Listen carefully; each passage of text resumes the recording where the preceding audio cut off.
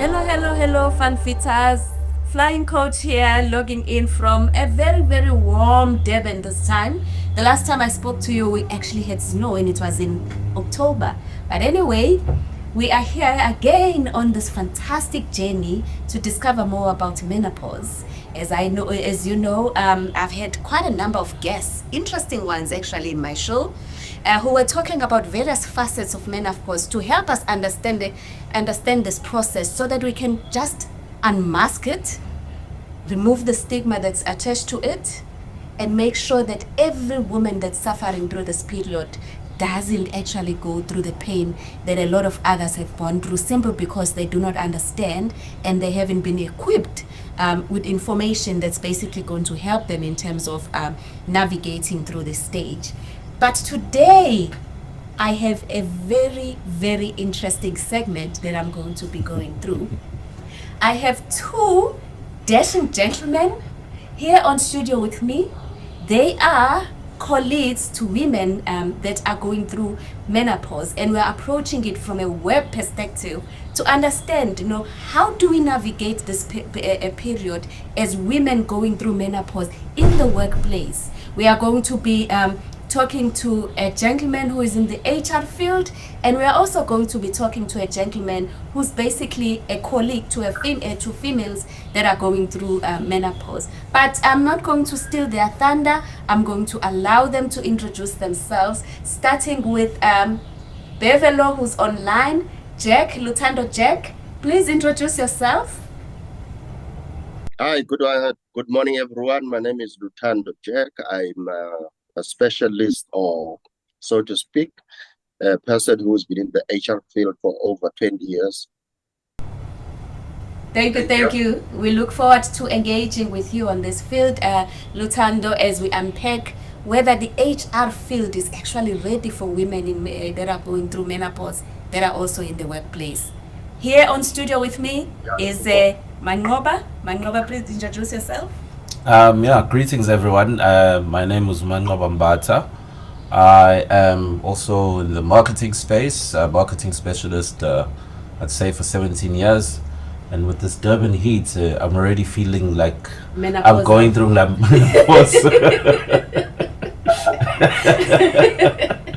Yeah.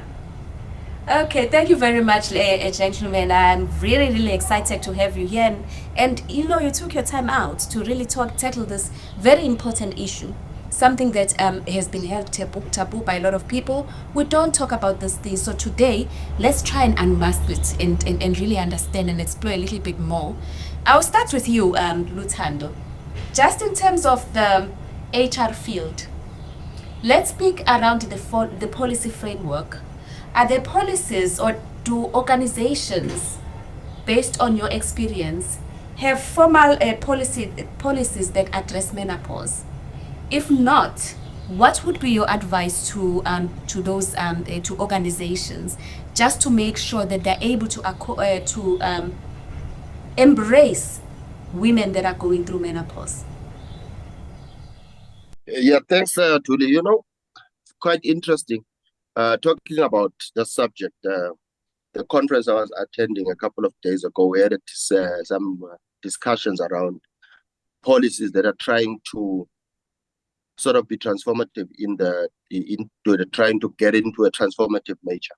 And the interesting thing is that on the women, so to speak, let me say women issues, because not only menopause. I mean, we've got women going through periods, and during that time they go through hell.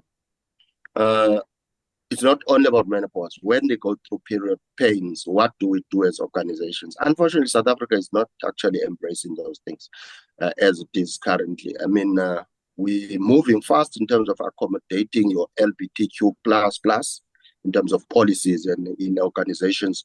However, it looks like the issues that relate to women's health and experiences and women go through as they grow older, as they navigate their life, looks like there's no organization that is actually currently interested in probably taking a chance. Some organizations will probably have like policies like breastfeeding policy, trying to accommodate mothers who just came back after giving birth. But I am here to find an organization that says that we've got a policy in place that looks into the woman's requirements or needs when they are going through their periods. For example, do we become bold and have a policy that says that all women will have 2 days leave every month, so that when they go through their periods, and because I mean, when women go through period pain, some basically they collapse, they can't do nothing. But as organizations, we are not trying to accommodate such things. Menopause, the stresses that women go through when they go through menopause, the depression states that they go through, and it's like a yo-yo type of situation, because one day they're fine, the next day they're not fine. Why can't we as organizations say that within our leave policies, there is leave for when the period pains or whatever, there is leave when we're going through menopause. Or maybe just say every month we've got about 5 days that women can take to attend to their issues that affect them as women only, that we men do not experience. I think that is what we need to be going through. But I think in terms of South Africa, we are a bit backwards in terms of being able to accommodate such. Interesting that you are saying that at Bevelo. And for me, whilst there's lack of policies, now let's go to Manqoba. Let's understand, as a colleague, a male colleague at work, what supportive practices do you think you should adopt? And I'm not just limiting it to male colleagues, but I'm also extending it to everyone at the workplace, in the absence of the policies that govern the way that women that are going through menopause are treated. So in the absence of that, as colleagues in the workplace, what would be your advice in terms of support structure that you offer ladies that are going through menopause? It's a difficult one. I think from my personal perspective, I'm a guy who grew up in a household filled with women. So the topics of menopause, period pains, those sort of things are things that I grew up with and I sort of understood. And working also closely with female colleagues in the workplace, it's still a taboo topic. But you'll find them coming and I hear them talking about, hey, I'm going through this, I'm not feeling well. And personally, I would say empathetic, but I'd have to leave to my colleagues to do that. And I usually say, you know what, go and work from home, go and sort out your things.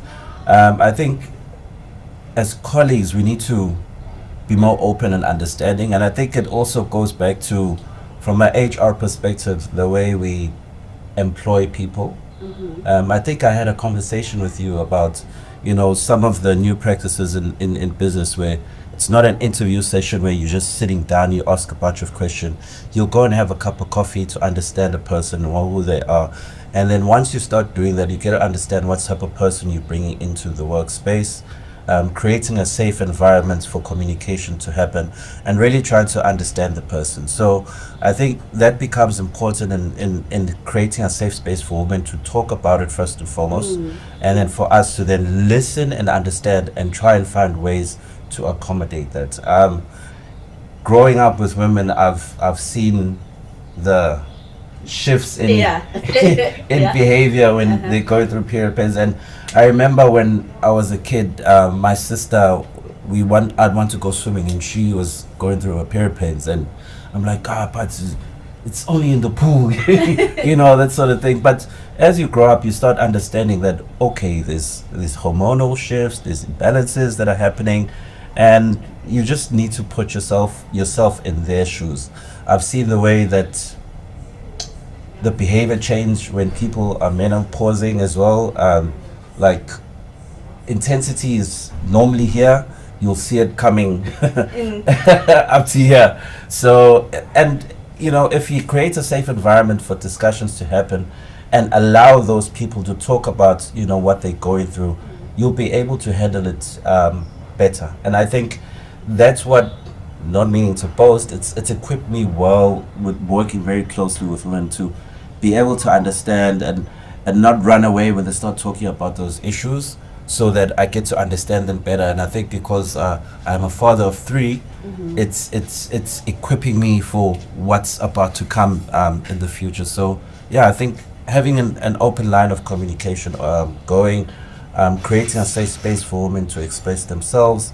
And I think going back to what Luthando is talking about, with starting to develop progressive policies that are supportive of women and what they're going through, will open the door for women to feel safe and better, yeah, in that space, yeah.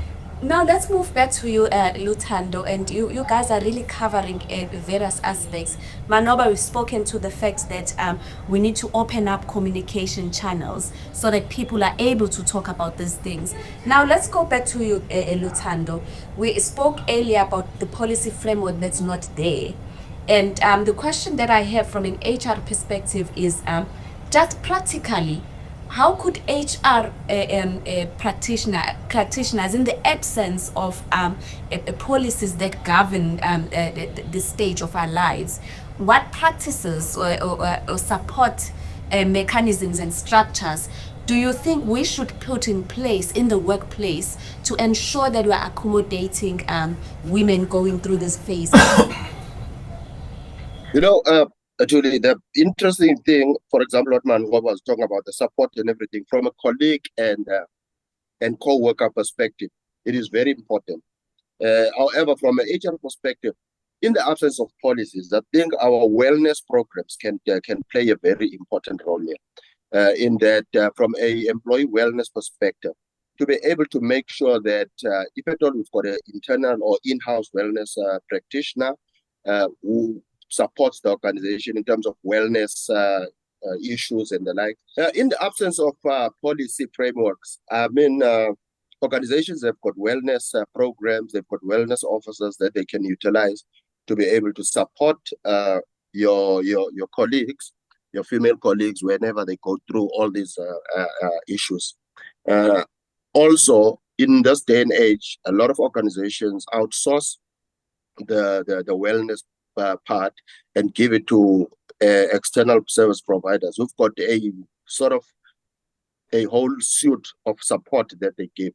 And we need to communicate that and encourage our female colleagues to use those services, because those services are inclusive of all types of support, from bereavement support right through support that we go through depression and the likes, because we're trying our best to make sure that all types of support are actually accommodated. Hence, most organizations have gone the route to outsource the wellness service to external providers who will be able to give the whole range across the board of support. And I think it is important that organizations probably try to make sure that in their pursuit to engage service providers who are going to provide wellness support, they are able to make sure that those service providers will have a support on issues of menopause, on issues of women issues, be it menopause, be it issues on chronic menstrual pain, and the likes. But also in this day and age, in the world of work that we are in, whereby we've got hybrid work, one other thing organizations can do is to say that as part of our hybrid, we will actually encourage our female colleagues when they go through the chronic issues around women health, they can work from home. And if we do that, we'll be able to see that we are basically giving them the support that they need, and allow them to be in a safe space while working, but at the same time in a safe space whereby they can be able to deal with these issues, because obviously home is a better safe space for anybody if they are not well. And we need to also take it that these menopausal episodes or chronic menstrual episodes are also health problems. We tend not to think of them as being part and parcel of the health problems of our employees, and we need to have that mind shift and change to treat them as health issues, instead of just saying, oh, it's that time, okay, it's that time of the month, okay, they're going through that thing, is that your cycle again because they are experience menopause. We need to have a shift on that as organizations, so that we'll be able to give this support from all different angles. Sure. You know, you've covered such an important one, Ithala, in terms of support. And I like the fact that you are mentioning that a lot of organizations are going now through hybrid working environments, and therefore we need to then use those hybrid policies to actually help women that are either going through menopause or going through, like that, the menstrual cycle. And you also spoke to the fact that we need to be seen to be empathetic and tapping onto already existing wellness structures that are basically going to help ladies that are going through this phase to actually cope through it. Going back to you, Manqoba, over and above what Luthando has mentioned, do you think there are others? What things should a work environment do in terms of ensuring that they are embracing women that are going through this stage? Yeah, no, I'm glad you asking me to add more into that, because as listening to Jack, and I'm thinking, the wellness programs are nice and all, but what are we doing to create a space for people who are not going through this understand it in the workplace? Because when you're going through the wellness program, it's you who's going through it, speaking to somebody externally. So we need to create situations where they are sort of in-house wellness programs where we get trained about various issues, diverse issues, the challenges that women go through menopause, menstrual cycle, those sort of things, because I still feel like they're taboo. And me sitting here as a guy, I'm a guy's guy. I go, I watch rugby, I drink beer, I chill with the boys, we crack jokes, that sort of thing. And when we start talking about these things, it's like a big joke. But because I live with women, I understand, the frustrations that they go through and whatnot. And I also see with my interactions with fellow male colleagues that we still don't really understand this piece, and we need to have programs where we get thoughts about it. And Jack touched on the points about the LGBTQI plus society, where we are now being taught about that and how to understand them, and how to treat them, and the pronouns that they are now using, that sort of thing. But we never get taught about, guys, look, women go through this every month. It's a normal way of life. We shouldn't even be calling it an issue. It's just, it's a part of a woman. They go through this. So you need to understand that when they're going through this, these are the different things that happen. Some of them it's amplified, some of them it's normal, that sort of thing. Understand that, and I think by understanding that, and it will allow them to talk to you and tell you that this is what I actually go through, this is the pain that I go through. And you then allow, if your boss is male, that hybrid environments will not be open, and that, okay, I remember you telling me that this is what you went through. Why don't you just work from home? We'll take care of everything, because we've seen how hybrid it worked during COVID. Why can't we implement it now when somebody's going through menopause? So, and you touched on another good point. So, while that being said, you need to be empathetic as a colleague in the workspace, and so we need to encourage those engagements, those discussions, because we are changing. Society is changing. The way of life has changed, and we need to adapt and move on, to what's happening in society. I think South Africa, with you saying, Luthando, that we are still behind, we need to really change that and move into the global way of doing things for us to really transform and have an inclusive environment where everybody can feel equal, if I can put it that way, in the workspace. You know, it's quite interesting that you're saying South Africa is backward. I mean, when I started going through this period, I started reading a little bit more in terms of understanding, you know, what are people there out there doing, and I found it quite interesting that even globally, I haven't seen many best practices in terms of what companies are doing. Maybe let me just pose it back to you, Luthando. From a global perspective, in terms of the work environment, are there any trends that you've seen? What are other companies out there, other than South Africa, doing in terms of accommodating women health initiatives? I think the Western world is trying. They're trying to be innovative in terms of how to deal with different issues in the workplace. For example, the conference I attended, there was a speaker who spoke about, for example, in China, they've got this. There's a company that started an innovation to say that there's a draw that happens every year, whereby an employee wins 365 days leave.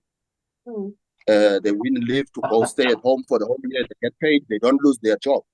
I mean, if at all we are able to be innovative in such a way as the global world in terms of the work environment, then we can do more. We can do better. We can. I'm going to touch it, put it back to what Manqoba was saying, to say that we're so advanced in terms of education. Educating employees about accommodating and understanding the LGBTQI plus community. But are we doing enough to educate our colleagues, to educate men in the workplace, to be able to understand what women go through when they go through menopause, what women go through when they go through chronic menstrual pains and the likes? We expected to understand them from our partners at home, from our sisters and brothers, to understand it from that perspective, to say, okay, I know when my sister's going through this, this is what it's going through. But are we doing it in the workplace? Are we having training sessions that are saying that we train men to understand what and how to handle these situations when women go through? Yeah, your men's platforms that organizations have and everything. Maybe you need to bring in that, to say that if there's a platform whereby men engage on men issues, we need to bring in those things and say we bring in people who understand women's issues, so that we educate the men to understand women issues. La, definitely. And how about you, Anna, weigh in on this as well? Yeah, I think Jack, you're very right in relation to that. We need to do more. We need to, there's this at work. There's this men's sort of structure that we have, where forum. Yes, that's the one where we have discussions about various things. I know sexual harassment is a big issue in South Africa and that sort of stuff. But again, we haven't really had discussions to say, how do we understand women better, especially when they're going through situations like these? It's still very a taboo issue, and I think we need to unlock that. And when we're talking about these things, we're not saying that South Africa, you need to move with the global. We understand that we're in Africa, we are a traditional society, but we still need to understand each other better, because we are now in an environment where women are constituting probably a majority in the workplace. So in order for us to live cohesively, be able to collaborate and work with each other better, we need to understand each other better. And by doing these engagement sessions and understanding each other, you're unlocking this barrier that is in between the two of you, which can open up a fruitful and robust and relationship in the workplace. You'll sometimes hear guys say, that's I don't like being managed by a woman, because those ones have got mood swings. But I think it's also because of our traditionalist mentality. We're not open to really understanding who they are and what they're going through. And you'll find that, your boss 4 times in a week. They're cool, they're great. So then this 1 week, boom, you know. And if you understand that, and there was an open engagement in the workplace to be like, oh, okay, she's going through this. I need to tone it down a little bit. I need to understand what she's going through, that sort of thing. So, in us saying that we need to create an open space, we're not saying, indaba yokuba indoda iphele. You know, because I know Zulu is like I'm like, for example, if my daughter comes to me and she comes and tells me about an issue, maybe she's starting to go through her periods. You know, traditionally I would say go to your mom, but I find myself now where I'm being trained by my wife on which pads to buy, how to put the pad on, so that if ever it so happens when she's with me alone, I'm equipped to support her. So that's where this whole thing of engagement, trying to understand and learn, it will help, you know. Yeah. Luthando, back to you. You know, Yes. yeah, you know what is interesting to what Manqoba is saying about our daughters and everything. I mean, we live in a world whereby our daughters actually speak to us about when they go through their menstrual periods and everything. They really speak to their moms. They speak to their dads. I can tell you, my daughter will call me and like, Dad, can I have this? And then I'm like, okay, what's it? That time of the month. And then, okay. I mean, we understand it. If we can transform that, take that and transfer it to the workplace so that we understand. Because when we understand our daughters when they go through this thing, okay? We understand our partners when they go through this thing.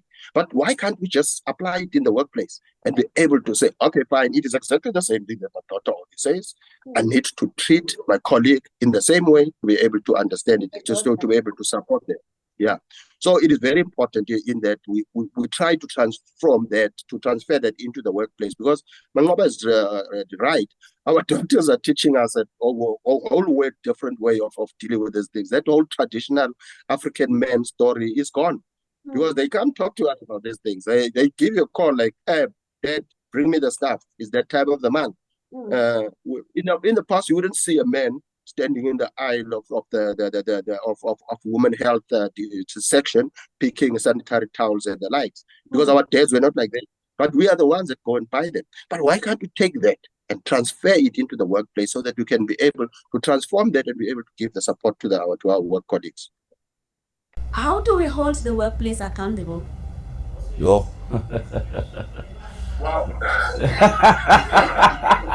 Wow. Jack, you go first. HR specialist, you go first.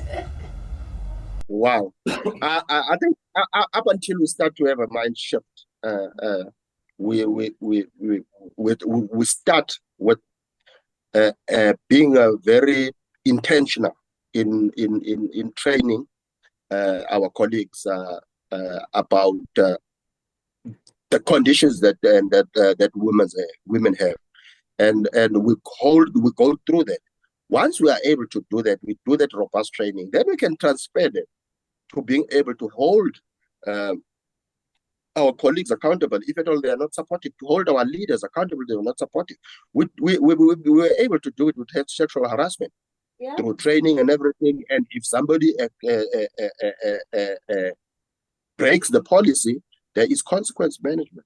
And maybe we need to start doing that. We start to say that women go through these things. As a leader in the business, you need to support them. And if you do not support them, there will be consequence management. Maybe we need to start there so that we will be able to transform that and transfer it down to the lower levels. And it should start at the top, whereby, as Manqoba said, guys have got a tendency to say, hey, women have got mood swings, they're being led by women, whatever. But if you understand that on their best day, they're the greatest, use that opportunity when they are the greatest, when they're in the best mood, to be able to engage and be able to deal with issues that you have. And when they are going through the cycle and everything, you should understand and know that, okay, fine, I've got to back off.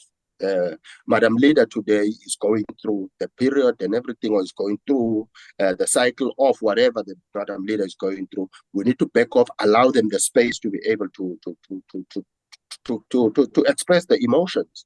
And through the training of understanding, we'll be able to do that. And maybe in the long run, be able to say now, as a leader, as a business leader, as a manager in the workplace, workplace. You will be held accountable if at all you end up being found that you don't support women when they go through this, and you actually subject them to either embarrassment or whatever, or you put them under unnecessary pressure, knowing as a fact that during this time of the month, they basically are almost incapacitated to be able to deliver results as expected. Wow. Yeah, I'm thinking from my side, I think women also need to take a page from the LGBTQ community. Truly, you started this platform where you're talking about this thing that is so taboo. We need to have more women talking about it, um, talking about it to the point where we have nothing else to do but listen. And by doing that, you changing the culture in the work environment so that this thing cannot be ignored anymore. We need to listen, we need to support it because it is a real issue. So I'm encouraging more women to come out and step out and talk about this, create a movement about the challenges of being a woman, particularly when it comes to menopause and your menstrual cycle. I think even menopause even greater because I think the mature you get, the less you talk about your issues because you're like, I'm old, I know how to deal with things, so I'm not going to talk about this. But I hardly know about menopause, but I think talking to you, it's made me even realize that, oh, when me and my mother were going through issues, it is because she was going through menopause, and I just really didn't understand. I thought, who's this monster that I'm dealing with? So I think we need to have more women stepping out and talking about this, creating a necessity for people to listen to it, and then by listening to it, we'll start implementing policies. I think it's the same way that women did when sexual harassment came into being in the workplace. They made us listen. They made us have to change the way we are in the workplace. And I think it all starts with you, but we have a role to play as men to be a part of the discussion, listen, and make policies that change. I mean, women are leaders now, so yeah, guys, I think we need to go on. Yeah. This is fantastic, guys. I think you've covered a broad spectrum of things, starting from the fact that, said as it is, there aren't any policy frameworks that have been designed to ensure that we're able to change the workplace so that it's able to embrace. I do not want to use the word accommodate, because accommodate almost implies as if we are less of, and therefore you need to be accommodated. We need policies that are going to embrace the different stages that women go through, specifically menopause, because there isn't much that's being spoken about it. You also spoke to the issues of opening up communication channels and tapping onto existing platforms that can be used to actually drive awareness and create, a talking point around menopause. Going on to speak about the need to ensure that we are training, just as we train around issues of LGBTQT+, we need to also start training around menopause, because it's literally part of the progression of life and something that needs to be understood by a lot of people. And last, we spoke about accountability, consequence management. Just like we consequent manage those people that are sexually harassing women in the workplace, we need to also ensure that we consequence manage those that are not able to those that are not able to understand and basically be sympathetic towards the health issues that we go through as we go through this period of our lives. Parting shots. Let's start with you, Luthando. What would be your parting shots to all of the fan fitters that are listening here? I think it's time that we change our mindset. We need to have a paradigm shift so that we understand the woman holistically in the workplace. And if we start from there to say, let's understand the female colleague holistically, from basically what they do professionally in terms of their work deliverables, but also their emotional side of things. We accommodate a lot in the workplace. We accommodate. We're working with different generations currently. Leaders are trained to be able to understand your Gen Zs, the Gen Ys, and everything, so that they can be able to say, "I can be able to manage multiple generations in the work teams." We need to train leaders to be able to manage, to also lead and manage the woman or the female from an emotional side of things. Where should they go to emotionally? And if at all we can do that, I think we're going to be on the right track. And one day we'll be able to probably see a transformation in terms of policy, whereby we've got policies that will be able to accommodate all the issues that women go through, whether they've got a chronic menstrual pain leave, or they get the day off when they're going through the roller coaster in terms of being menopausal and the likes. Those are the things that I hope we're going to be able to see in the near future. Thank you. Wow. Manqoba? What do you say? No, I'm yeah, I think Jack touched on the whole paradigm shift. That's very important, and I think I'm gonna reiterate this whole thing of ladies, talk, talk, talk, talk. Us men will pretend like we're not listening, but we're listening. And I'll give you a classic example of my story. When I was still going out with my now wife, I used to party a lot, and she complained about me partying a lot. Coming home late. Maybe say into our first, second year of marriage, I was still partying a lot, and she'd talk, and then eventually, when she stopped talking, I started changing. Why? Because I started listening to all the things that she was saying. I don't like this. I don't like this. I don't like this. And I started changing. So keep talking about this. Keep talking to us. We have no choice but to listen. And once we start listening and hearing, there will be a shift in us as men where we're like, okay, guys, this thing is out. Let's understand what this thing is, and because we need to work around it. They're not hiding it from us anymore. We need to understand it. So talk, ladies. And again, to the points of, we need to start having policies set in place that allow for women to be women in the workplace. And I think one of those things that you touched on, the hybrid situation, Jack, very important. We need to have build or groom leaders that are empathetic in nature, as opposed to being autocratic. And yeah, so I think yeah, that's me. Ladies, talk. We listen. There you had fun features, and I'm hoping that you really enjoyed this segment just as much as I did. The basic thing about it is that we need to talk. We need to create awareness. We need to go out there and not be ashamed of speaking about what we are going through. As I always say, this is a natural progression of life. It is a normal part of the aging process. Don't be ashamed to be a woman. Yeah. Don't be ashamed to be a woman.